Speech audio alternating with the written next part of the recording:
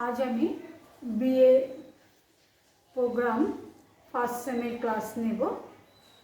এর আগে আমি তোমাদের যে ক্লাসে যেটা ইলাস্টিসিটি ধরেছিলাম সেখানে প্রাইস ইলাস্টিসিটি আমি পড়িয়েছিলাম। আজকে ইনকাম ইলাস্টিসিটি, ক্রস প্রাইস ইলাস্টিসিটির কথা বলছি।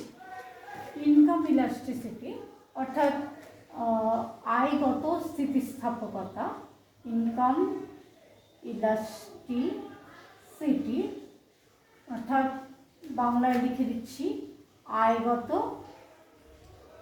স্থিতিস্থাপকতা।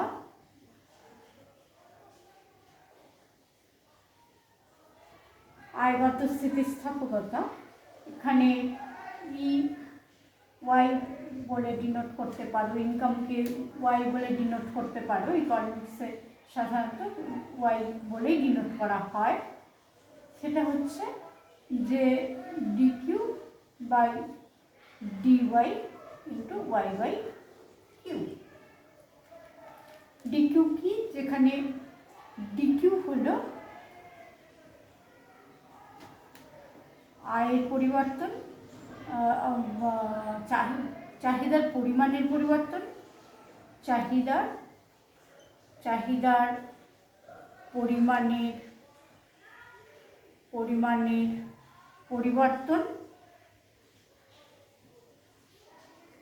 ডিওয়াই আয়ের পরিবর্তন,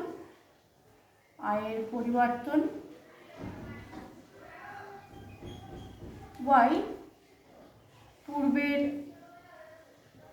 আয় এবং কিউ হলো পূর্বের পরিমাণ। এই আয়গত স্থিতিস্থাপকতা তাহলে আমরা দেখতে পাচ্ছি ইওয়াই, এটা হলো ডিকিউ বাই ডিওয়াই। এরকম করে তোমরা আলাদা করে দিতে পারো, D Q by D Y into Y by Q. Y হলো আয়। এরপরে বলছি যে পারস্পরিক স্থিতিস্থাপকতা। সেই পারস্পরিক স্থিতিস্থাপকতায় আমি ফার্স্টে বলেছিলাম price elasticity, then income elasticity, then cross price elasticity. তো cross price elasticity, cross price elasticity অর্থাৎ পারস্পরিক দামগত স্থিতিস্থাপকতা। পারস্পরিক দামগত স্থিতিস্থাপকতা এখানে যে ই এক্স ওয়াই বলতে পারো, এখানে D Q X divided by D P Y into P Y by Q X. এই হলো। এবার তুমি বলতে পারো যে এক্সই বা কিউ আর ওয়াই বা কি। এখানে দেখো বলা হচ্ছে পারস্পরিক, তাহলে নিশ্চয়ই এখানে একটি গুডসের কথা বলা হচ্ছে না। এখানে যেটা বলা হচ্ছে সেটা হচ্ছে দুটো গুডসের একটা হিসেব, কিন্তু এখানে আমরা দেখতে পাচ্ছি একটা হলো এক্স আর একটা হচ্ছে ওয়াই। দুটো গুডস আছে, দুটো দ্রব্য রয়েছে। যেমন আমি তোমাদের চাহিদা যখন পড়িয়েছিলাম তখন আমি বলেছিলাম যে দ্রব্যের মধ্যে ফ্রি গুডস রয়েছে, সাবস্টিটিউট গুডস আছে, তারপরে তোমার কমপ্লিমেন্টারি গুডস আছে।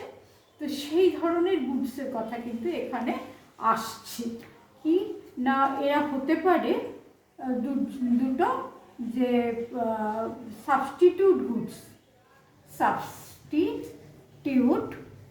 গুডস অর্থাৎ কি না পরিবর্ত দ্রব্য এরা হতে পারে। কীরকম না টি অ্যান্ড কফি এরা কিন্তু সাবস্টিটিউট গুডস। পারস্পরিক যে সম্পর্ক তাতে দেখা যাচ্ছে যে টি এর প্রাইস যদি টি, হ্যাঁ, টি এর প্রাইস যদি পিএক্স বা এটা যদি টি এর প্রাইসটা যদি রাইজ করে, তাহলে দেখা যায় এরকমও হতে পারে যে কফি ডিম্যান্ডটা, কোয়ান্টিটিটা বেড়ে গেল। কি বলেছি না, চায়ের দাম বেড়েছে, তা তোমাদেরকে আমি যেটা শিখিয়েছিলাম যে চায়ের ধরো সাবস্টিটিউট গুডস আছে, চায়ের দাম বেড়ে গেছে, তাহলে তো একটা দাম বেড়ে গেলে তাহলে দ্রব্যের ক্রয় করার পরিমাণ কমে যাবে।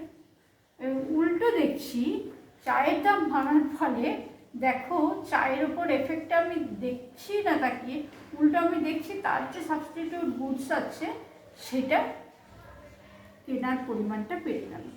এমন হতেই পারে যে যারা আজকে কফিটা যাদের কাছে অ্যাভেলেবিলিটি নেই, অর্থাৎ তারা কিনছিল না, তো চা একটু কম দাম বলে চাটাই নিচ্ছিল, দুটো তো একই ধরনের দ্রব্য, তো কিন্তু এখন যেহেতু এই প্রাইসটা বেড়ে গেছে, এই প্রাইসটা বেড়ে যাওয়ার জন্য তারা এখন এটা কিনছে না, না কিনে এই দিকে ঝুঁকে যাচ্ছে। তাহলে কি হলো, এটার প্রাইসে তো কোনো চেঞ্জ আসেনি, অথচ এর কোয়ান্টিটি, এই দ্রব্যের ক্রয়ের পরিমাণ ক্রমাগত বেড়ে যাচ্ছে। এই ধরনের যে গুডসগুলো, এরকম কমপ্লিমেন্টারি গুডস আছে, এই ধরনের যে গুডসগুলো, সেগুলোর ক্ষেত্রে একটার দামের প্রভাবে আর একটা ডিম্যান্ডে কীরকম চেঞ্জ আসে, সেই চেঞ্জটা মেজার কী দিয়ে করব না, সেই চেঞ্জটা মেজার করব যে ক্রস প্রাইস ইলাস্টিসিটি দিয়ে, অর্থাৎ পারস্পরিক দামগত স্থিতিস্থাপকতা। আমি লিখে দিয়েছি পারস্পরিক দামগত স্থিতিস্থাপকতা EXY = dQx/dPy × Py/Qx, অর্থাৎ যে dQx কি না, এক্স দ্রব্যের যে চাহিদা, সেই চাহিদার পরিমাণের পরিবর্তন তার কার সাপেক্ষে না, ওয়াই দ্রব্যের দামের পরিবর্তনের সাপেক্ষে। আর কি এটা হলো পিওয়াই, হলো যে ওয়াই দ্রব্যের পূর্বের দাম, আর কিউএক্স হচ্ছে এক্স দ্রব্যের পূর্বের ক্রয়ের পরিমাণ। এই যে ক্রস প্রাইস ইলাস্টিসিটি, এটা কিন্তু এই ধরনের সাবস্টিটিউট গুডস বা কমপ্লিমেন্টারি গুডস, এই ধরনের গুডসের ক্ষেত্রে কিন্তু মেজার করার জন্য ব্যবহার করা হয়। এছাড়া তাহলে আমি যেগুলো পড়ালাম, যে price elasticity, income elasticity, cross price elasticity, এইগুলোর সংজ্ঞাগুলো পড়বে। সংজ্ঞাগুলো পড়ার সাথে সাথে এই ধরনের যে একটা মেজারমেন্টের কথা আমি বলেছি সেগুলো মাথায় রাখবে, আর একটু বই ফলো করবে, বই ফলো করে দেখে নেবে কোনটার মান কখন কী রকম হয়, ইনকাম ইলাস্টিসিটিতে কখন বিলাসবহুল দ্রব্যের ক্ষেত্রে কীরকম হবে, হ্যাঁ, এইগুলো একটু দেখে নেবে। যাই হোক, আমি আর বিশেষ ডিটেলসে যাচ্ছি না, আমি তার বোর্ডটা পরিষ্কার করে দুটি সরলরৈখিক চাহিদা রেখার ঢাল একই, অথচ স্থিতিস্থাপকতা ভিন্ন ভিন্ন। কি বললাম, দুটো সরলরৈখিক চাহিদা রেখা যাদের ঢাল একই অথচ স্থিতিস্থাপকতা ভিন্ন, ইলাস্টিসিটি ডিফারেন্ট কিন্তু স্লোপ এক।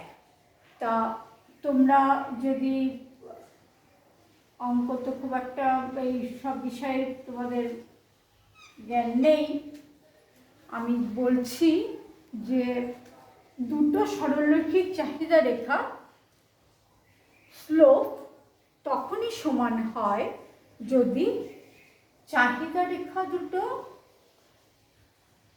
সমান্তরাল হয়। এই দেখো আমি যে চাহিদা রেখা, এটা D1 যদি হয় আর এটা যদি D2 হয়, এটা D2, এটা D1, এই দুটো চাহিদা রেখা পরস্পরের সমান্তরাল। সমান্তরাল কখন বুঝবো না, এই একটা লাইন আছে, এই একটা লাইন আছে, এখানেও যে গ্যাপ আছে এখানেও গ্যাপ আছে, একই আছে। যখন সবসময় এই ধরনের একটা নির্দিষ্ট গ্যাপ থাকবে তখন আমি বলবো যে এরা হচ্ছে সমান্তরাল। তো যখন সমান্তরাল হবে, কি বলেছি, আমি বলছি যেহেতু এটা অঙ্কের একটা ব্যাপার আছে এখানে, সেটা আমি গেলাম না, তোমাদের দরকারও নেই। শুধু মনে রাখো যে দুটো সমান্তরাল সরলরেখার স্লোপ এক হয়, অর্থাৎ ঢাল একই হয়। তাহলে আর যদি তুমি জানতে চাও তখন আমি বলছি যে এমনিতে ঢাল কি, ঢাল বা স্লোপ যাই বলো না কেন, স্লোপ সেটা হচ্ছে tan থিটা, tan থিটার মান। tan থিটা কি না, লম্ব বাই হচ্ছে ভূমি। এই লম্ব বাই ভূমির মেজারমেন্ট আনলেই হয়ে যায়। এখানে লম্ব কত, লম্ব যদি এটা ও বলি, ও D1, আর এটা হচ্ছে ও ভূমি হচ্ছে এখানে এটাও ও D1, অর্থাৎ হিসেবটা এরকম হতে পারতো, এই লম্বটা বেশি আছে, ভূমিটা তুলনামূলকভাবে কম আছে। এই যে মেজারমেন্ট, এখানে এবি দিলে পরে বেশি সুবিধা হতো, আমি এবি দিয়ে নিচ্ছি, এবি হিসেবটা দিয়ে নিচ্ছি। এ বললাম, এটা বি বলছি, এটা সি বললাম, এটা ডি। এবার দেখো তোমাদের সুবিধা হবে। তাহলে এই যে এবি সরলরেখার ঢাল কত, এবির ঢাল হচ্ছে ওএ বাই হচ্ছে ওবি, বলে দিলাম। কিন্তু এটা হচ্ছে এবি আর এটা হচ্ছে সিডি, আমি চেঞ্জ করে নিলাম নামটা। তাহলে এবি সরলরেখার ঢাল হলো O A by O B, tan theta যেটাকে বললাম লম্ব বাই ভূমি বললাম। এই ওএ হচ্ছে লম্ব আর এই হচ্ছে ভূমি। এবার তাহলে সিডি রেখার ঢাল কত, সিডি রেখার ঢাল হচ্ছে ওসি বাই তাহলে ওডি, এই ওসি বাই ওডি। এবার দেখো সরলরেখা দুটোর মধ্যে গ্যাপ একই, তাহলে এদিকে এক্স অ্যাক্সিসে যতটা বেড়েছে ওয়াই অ্যাক্সিসেও ঠিক একই বেড়েছে।